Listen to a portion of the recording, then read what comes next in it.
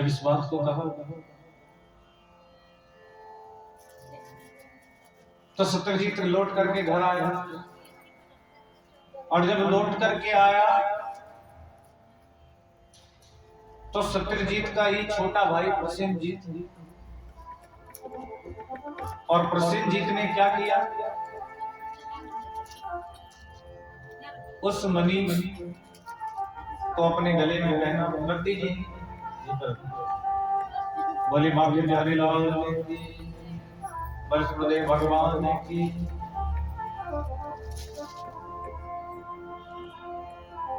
प्रसेनजीत ने उस मणि को अपने गले में पहना, और गले में पहन करके जंगल में शेर का शिकार करने के लिए पहुंच गया।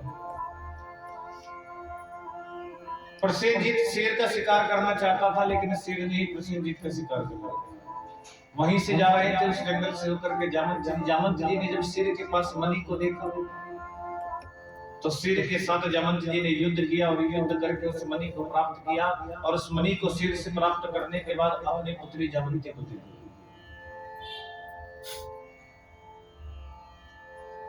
सत्यजीत ने देखा कि 2 दिन हो गए मेरा भाई लौट करके नहीं आया। मणि को गले में पहन करके गया था, लेकिन 2 दिन से लौट करके नहीं आया। बैठे बैठे सोचने लगा, और सोचते सोचते सत्यजीत ने सोचा कि कहीं ऐसा तो नहीं, परसों द्वारिकाधीश मुझसे इस मणि को मांग रहे थे, कहीं ऐसा तो नहीं कि द्वारिकाधीश ने मेरे भाई को मार करके उस मणि को छीन लिया। अर्थात कि बिना सोचे समझे भगवान पर व्यर्थ का कलंक लगा दिया। तो यहाँ पर भागवत भी यही कहती है, कहा कि बिना सोचे समझे कभी व्यक्ति को बोलना नहीं चाहिए, व्यर्थ का कलंक। और सत्यजीत बैठा हुआ था। अब किसी एक व्यक्ति ने पूछा कि भैया एक बात बताना जरा, आपका जो छोटा भाई है वो कहीं पर दिखाई नहीं दे रहा। अब सत्यजीत ने कहा कि देख, एक बात मैं तुझे बता रहा हूं तो किसी को मत बताना, अगर किसी बात को फैलाना हो तो किसी को बता करके ये कह देना कि किसी को मत बताना। समझ लेना अपने आप सब जगह क्या होती है। बड़ी होता है ना कि गंभीर बात जो होती है ना, एक पुरुष जो होता है, पुरुष तो अपने हृदय में गंभीर बात को छिपा लेता है, लेकिन किसी गंभीर बात को छिपाने में किसी स्त्री को बड़ा समय लगता है। और यदि अगर मैंने इसी प्रकार ये जो बात थी पूरी द्वारिका में फैल गई, क्योंकि बुराई को फैलने में समय नहीं लगता, अच्छाई को फैलने में समय लगता है। अब बुरी बात थी तो चारों ओर फैल गई।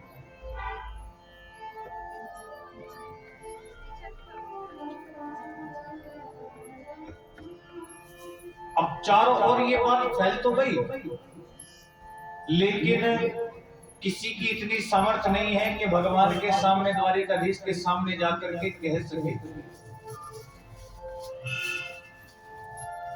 संध्याकालीन का समय था, रुक्मणी जी के द्वारा भगवान को पता चला। रुक्मणी जी ने कहा कि आपने किसी प्रसेन को मारकर के मणि को छीना। भगवान ने कहा कि मैं तो किसी प्रसेन को जानता ही नहीं, फिर मैंने मणि को कहां से छीना। लेकिन पूरी प्रजा में इस बात की चर्चा है कि द्वारिकाधीश ने प्रसेन को मार करके मणि को छीन लिया। पूरी द्वारिका इस बात को कह रही है। अब भगवान ने देखा कि व्यर्थ का कलंक मुझ पर लगा है। भगवान देख के भगवान पर ये व्यर्थ का कलंक लगा, भगवान पर भी कलंक लगा। तो यहाँ पर भगवान देखो कहते हैं ना, एक बात सभी कहते हैं कि भगवान की इच्छा के बिना कुछ नहीं होता। और जब भगवान की इच्छा के बिना कुछ नहीं होता तो भगवान ने क्यों चाहा कि मेरे ऊपर व्यर्थ का कलंक लगे। भगवान ने व्यर्थ का कलंक क्यों अपने ऊपर लगवाया? क्यों? क्योंकि भगवान भी इस बात को बताना चाहते हैं कि लोगों ने तो भगवान को भी नहीं छोड़ा। अगर कोई हमें कुछ बात कहता है तो उसमें कोई जड़ा बड़ी आश्चर्य की बात नहीं कि कलंक लगाने वालों ने तो भगवान पर भी कलंक लगा दिया। और यदि मेरे ऊपर ये व्यर्थ का कलंक लगा है तो अब इस कलंक को दूर करने का समय आ गया। भगवान ने एक सेना की टुकड़ी को लिया, अक्रूर जी को साथ में लिया, जंगल की ओर गए तो देखा शेर मरा पड़ा है। थोड़ी आगे चले तो एक गुफा दिखाई दी। भगवान समझ गए कि ये जामवंत जी की गुफा है। भगवान ने सभी सेना को अक्रूर जी को लौट जाने के लिए कहा। सभी लौट करके गए। भगवान ने अकेले ही उस गुफा के अंदर प्रवेश किया और जब अकेले उस गुफा के अंदर प्रवेश किया और वहां पर जामवंती बैठी हुई थी जो उस मणि से खेल रही थी। कहा कि पिताश्री लगता है कोई मानव आया। जामवंती जी ने कहा कि रुक जाओ वहीं पर, क्या चाहिए? द्वारिकाधीश ने कहा कि मैं ये मणि लेने के लिए आया हूं। मणि लेने के लिए आए हो तो हमारे साथ युद्ध करना होगा। भगवान ने कहा कि मुझे स्वीकार है। युद्ध होना दोनों में प्रारंभ हो गया। जामवंत जी में और द्वारिकाधीश में युद्ध होने लगा और युद्ध होते होते जामवंत जी की जो दृष्टि है भगवान की छाती की ओर गई तो छाती प्रहलाद जी ने देखा। देखते ही समझ गए कि ये और कोई नहीं, ये स्वयं प्रभु श्री राम है। मेरे प्रभु हाथ जोड़ करके राम राम करते हुए पीछे हो गए। कहा कि प्रभु ये लात का चिन्ह तो मेरे प्रभु श्री राम की छाती पर था, आप कौन है? द्वारिकाधीश ने कहा कि मैं वासुदेव पुत्र कृष्ण हूं। हाथ जोड़ करके कहा कि आप ही तो मेरे प्रभु श्री राम है। उस शिव से शिव तक मैं प्रभु आपकी प्रतीक्षा कर रहा हूं और मैं बड़ा अपराधी हूं। जिन हाथों से मैंने आपकी सेवा की है और जिन हाथों से मुझे आपकी सेवा करनी चाहिए थी और आज उन्हीं हाथों से मैं आपके साथ युद्ध कर रहा हूं। प्रभु मैं पापी हूं। एक पत्थर पर अपने सर को देकर के मारने लगे। द्वारिकाधीश ने कहा कि रुकिए जामवंत जी, आप जानते हैं मेरी इच्छा के बिना कुछ नहीं होता। याद करो हमारे राम अवतार को जब हम अपने धाम लौट करके जा रहे थे, सभी प्रजा व्याकुल थी, सभी व्याकुल थे, सबसे कुछ ना कुछ मांगने के लिए सबने कुछ ना कुछ मांगा। लेकिन आपने जानते हो क्या मांगा? क्योंकि आपको अपनी भुजाओं पर अभिमान था। आपने कहा कि पूरी रावण की सेना में कोई भी मुझे ऐसा बलशाली नहीं लगा जिसके संग में युद्ध कर सकूं। यदि देना ही चाहते हो तो प्रभु मैं आपके साथ युद्ध करना चाहता हूं। मैं भी देखना चाहता हूं मेरे श्री राम के अंदर कितना बल है। भगवान ने कहा कि इस युग में तो हम मर्यादा पुरुषोत्तम राम है और भक्त और भगवान का जो युद्ध है वो मर्यादा के विरुद्ध है और हम कदापि मर्यादा के विरुद्ध नहीं जा सकते। लेकिन ये इच्छा आपकी हम जरूर पूरी करेंगे। भगवान ने आज वो इच्छा जामवंत जी की यहाँ पर पूरी की। जामवंत जी ने हाथ जोड़ करके क्षमा याचना की कि प्रभु मुझे क्षमा करें। मुझे जो अभिमान था मेरा अभिमान भी दूर हो चुका है। मेरी इच्छा थी कि मैं उस युग में भी इच्छा थी कि मैं अपनी पुत्री का विवाह आपके संग करूं, लेकिन आपके हृदय में आपके कण कण में तो जानकी समाई हुई थी। लेकिन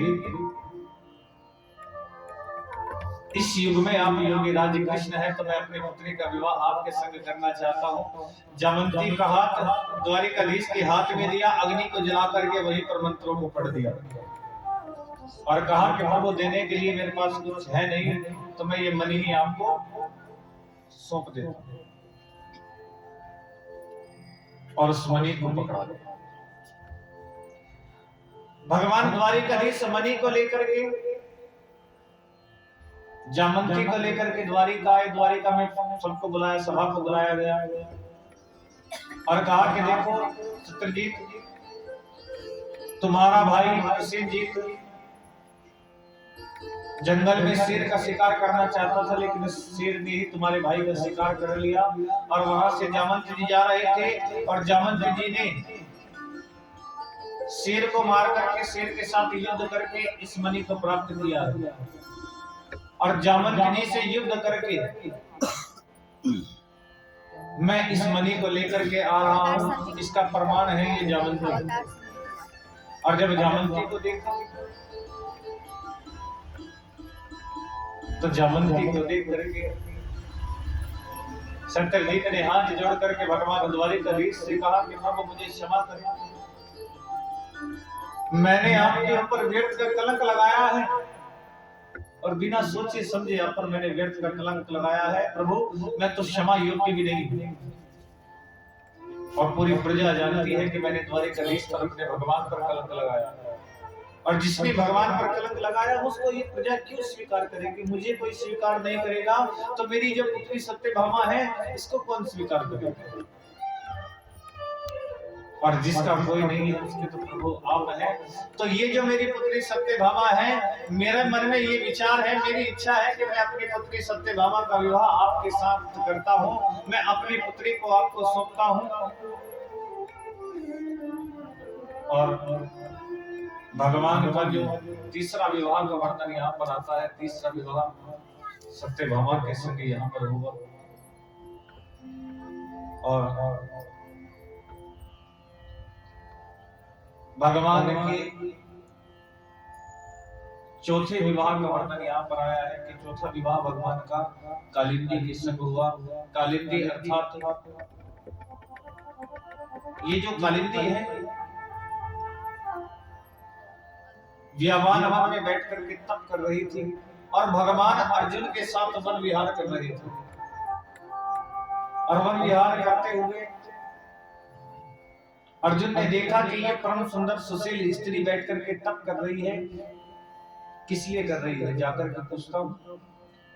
अर्जुन ने कालिंदी से पूछा कि देवी आप यहाँ पर बैठ करके तप कर रही हैं, किस लिए? तो कालिंदी ने कहा कि मैं द्वारिकाधीश को अपने पति रूप में वर्ण करना चाहती हूँ, इसलिए यहाँ पर बैठ करके तप कर रही हूँ। अर्जुन ने कहा कि द्वारिकाधीश को? हाँ। अरे वो द्वारिकाधीश तो बाहर रथ में मेरे साथ ही बैठे हैं। इतना कह करके अर्जुन ने कालिंदी को साथ में लेकर के आए। आकर के भगवान द्वारिकाधीश को सारी वार्ता बताई।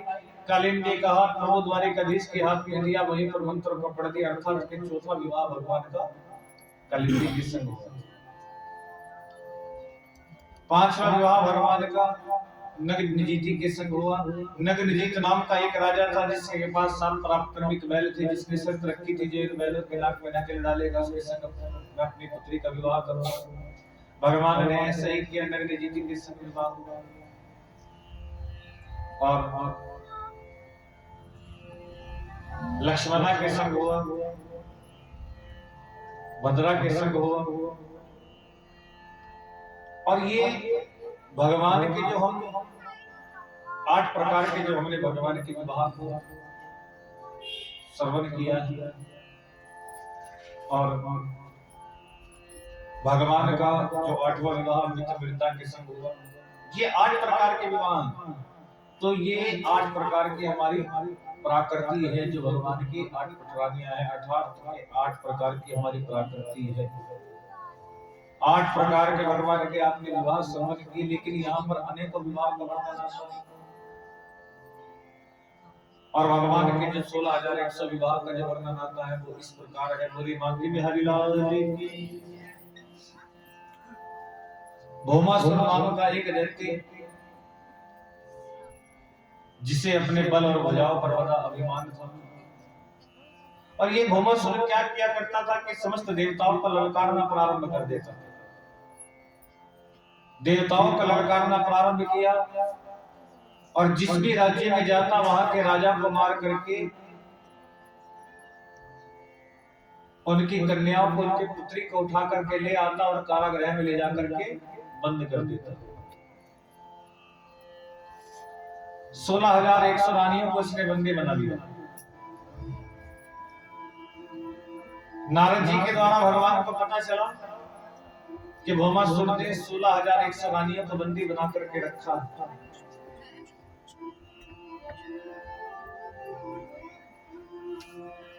और आप जाकर के उनकी रिहाई का प्रयास करें। भगवान ने कहा कि ठीक है। और सत्यभामा को साथ में लिया। सत्यभामा को साथ में लेकर के जब भौमासुर के यहाँ पर आए, भगवान ने भौमासुर को समझाया, लेकिन जब भौमासुर नहीं माना तो भगवान ने भौमासुर के साथ युद्ध किया, और युद्ध करके भौमासुर को मार करके भगवान कारागृह की ओर गए और कारागृह से जाकर के उन्हें समस्त 16,100 रानियों को बंदी गृह से भगवान ने मुक्त किया। कारागृह से जब उनको मुक्त किया तो भगवान ने उन समस्त राजकुमारियों से कहा कि अब तुम लौट करके जा सकती हो। समस्त राजकुमारियों ने कहा कि प्रभु आपने तो हमें इस कारागृह से मुक्त कर दिया और आप कह रहे हो कि आप घर लौट करके जा सकती हो, लेकिन ये बताएं हम घर लौट करके जाए तो जाए कैसे? एक पुरुष यदि 10 दिन घर से बाहर रहे और 11वें दिन घर लौट करके जाए तो उस पुरुष से कोई कुछ नहीं पूछेगा। एक स्त्री यदि 2 दिन घर से बाहर रहे, तीसरे दिन घर लौट करके जाए तो क्या घर में उसको वही सम्मान मिलेगा? क्या वो समाज में सर उठा करके चल सकेगी? क्या हम समाज में सर उठा करके चल सकेगी? कौन ऐसा राजकुमार होगा जब उसको पता चलेगा कि ये भौमस्वर की कैद में रही है और वो हमसे विवाह करे? पर वो कोई ऐसा नहीं है, कोई भी ऐसा राजकुमार नहीं है जो हमसे विवाह कर ले। ना हम विवाह कर सकती, ना अपने घर में सम्मान से रह सकती, ना समाज में सर उठा करके चल सकती। और जब हमें समाज में सर उठा करके चलने का ही अधिकार नहीं है तो हम समस्त राजकुमारियां जी करके क्या करेंगी? हम सब अपने प्राणों को त्याग देंगे। भगवान ने देखा कि इतनी सारी राजकुमारियां अगर अपने प्राणों को त्यागेगी तो ये तो बड़ा अपराध होगा। भगवान ने कहा कि तुम जितनी भी समस्त राजकुमारियां हो, तुमको अपने प्राणों को त्यागने की आवश्यकता नहीं है। मैं तुम सबके साथ विवाह करके तुम सबको अपना नाम देता हूं ताकि तुम भी समाज में सर उठा करके चल सको और कह सको कि हम द्वारिका देश की पटरानी हैं। भगवान ने उनको समाज में सर उठा करके चलने का अधिकार दिया ताकि वो समाज में सर उठा करके चल सके। बोले माधुरी बिहारी लाल की, वंशदेव भगवान की। और सभी ने भगवान के श्री चरणों में वंदन किया और भगवान से प्रार्थना की। बोले माधुरी बिहारी लाल की।